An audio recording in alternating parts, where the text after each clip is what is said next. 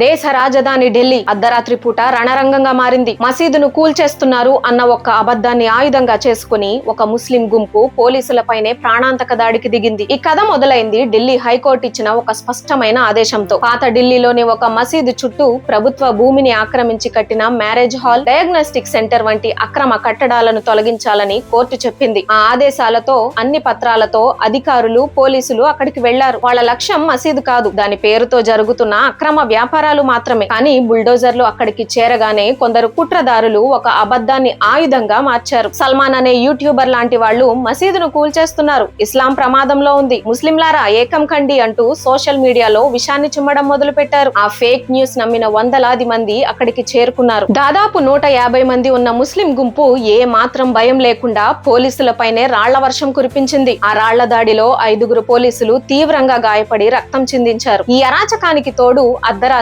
1:30 Samajwadi party MP Mohibullah Nadvi అక్కడికి వచ్చి పోలీసులతో వాగ్వాదానికి దిగారు. ఈ హింస వెనుక ఉన్న రాజకీయ కుట్రకు ఇంతకంటే పెద్ద సాక్ష్యం ఇంకేం కావాలి? ఈ దేశంలో కొంతమందికి, ముఖ్యంగా ఈ జిహాదీలకు రాళ్లు విసరడం అలవాటుగా మారిపోయింది. వాళ్ళు చట్టాన్ని గౌరవించరు, కోర్టుల్ని లెక్క చేయరు. ఇంత జరుగుతున్నా దేశంలోని మేధావులు ఎవరూ మాట్లాడరు. కానీ పోలీసులు చిన్న యాక్షన్ తీసుకుంటే మాత్రం దేశంలో నియంతృత్వం పెరిగిపోయింది అంటూ గొంతు చించుకుంటారు. నిజం ఎప్పటికీ దాగదు. మరుసటి రోజు ఉదయానికి మసీదు చెక్కు చెదరలేదన్న సత్యం ప్రపంచానికి తెలిసింది. కూలింది మసీదు కాదు, ఆ మసీదు పేరుతో జరుగుతున్న అక్రమ వ్యాపారం మాత్రమే. ఈ దాడుల తర్వాత ఇప్పుడు ప్రజలే అంటున్నారు, ఈ జిహాదీలను పట్టుకుని కఠినంగా శిక్షించండి, వాళ్ళ 7 తరాలు కూడా రాయి పట్టుకోవాలంటే వణికిపోవాలి అని. ఒక్కసారి ఆలోచించండి, దేశ రాజధానిలోనే పోలీసులపై రాళ్లు విసరడానికి వీళ్లు భయపడనప్పుడు రేపు సామాన్యులమైన మనపై దాడి చేయడానికి ఒక్క క్షణం ఆలోచిస్తారా? వేకప్ ఇండియా, ఇకనైనా మేల్కొండి. కులం, వర్గం, ప్రాంతం అనే గీతలు చెరిపేసి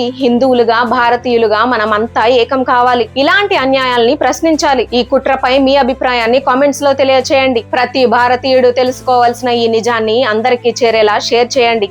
జై హింద్.